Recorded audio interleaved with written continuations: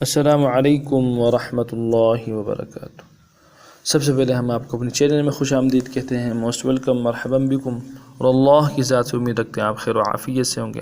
آج کا جو ہمارا سبق ہے وہ حرکات کا آخری سبق ہے۔ بالکل حرکات کا جو آخری سبق میں دو حروف ہیں، لفظ حرف با اور حرف میم، ان دو حروف کو اس سبق میں انشاءاللہ العزیز آپ کے سامنے پیش کی جائے گی۔ تو ان دو حروف کو پڑھتے ہیں۔ بسم اللہ الرحمن الرحیم۔ با کو خالی پڑھ لیتے ہیں، با با، ایک الف کی مقدار میں کھینچیں گے اور با کو پڑھتے ہوئے منہ بند نہیں کریں گے، منہ کھلا رہے گا لیکن آواز بند ہو جائے گی۔ اب زبر کے ساتھ پڑھتے ہیں، با زبر با، با زبر با، بالکل ان کے ساتھ، با زبر با، با زیر بی، با زیر بی، با زیر بی، با پیش بو، با پیش بو، با پیش بو، با بی بو۔ اگلا لفظ جو ہے میم ہے، میم کو ویسے پڑھیں گے، میم، تین الف کی مقدار میں کھینچیں گے، آخر میں میم ساکن ہے وہ نہ کریں گے، میم۔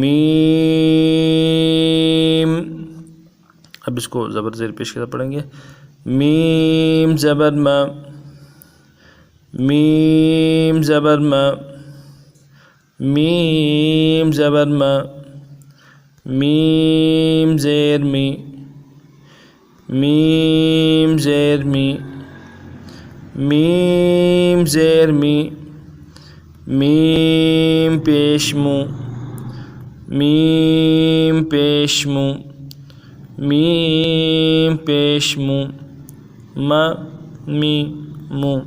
اب تینوں کو دوبارہ پڑھ لیتے ہیں، دونوں کو حروف کو، با زبر با، با زیر بی، با پیش بو، با بی بو۔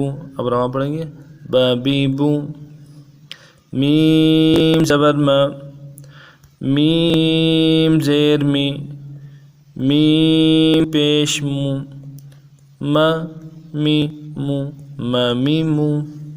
اس ترتیب سے ان حروف کو سمجھنے کی کوشش فرما لیجیے گا۔ جب یہ حروف اچھی طرح ہمیں سمجھ آ جائیں گے پھر آگے پڑھنا ہمارے لیے آسان ہوگا، کیونکہ یہی بنیادی حروف ہیں۔ حرکات قرآن میں بار بار استعمال ہو رہی تھی، ہر حرف میں بار بار استعمال ہو رہی تھی۔ جب ان حروف کو سمجھیں گے، ان کا مزاج، ان حروف کا مزاج جو ہے، حرکات کا مزاج، زبر زیر پیش کا مزاج کیسا ہے، جب یہ سمجھ آ جائے گا پھر قرآن کے اندر ہمیں پڑھنے میں آسانی ہو جائے گی۔ تو اللہ رب العزت ہمیں صحیح معنوں میں قرآن پڑھنے کی توفیق عطا فرمائے۔ السلام علیکم ورحمۃ اللہ وبرکاتہ۔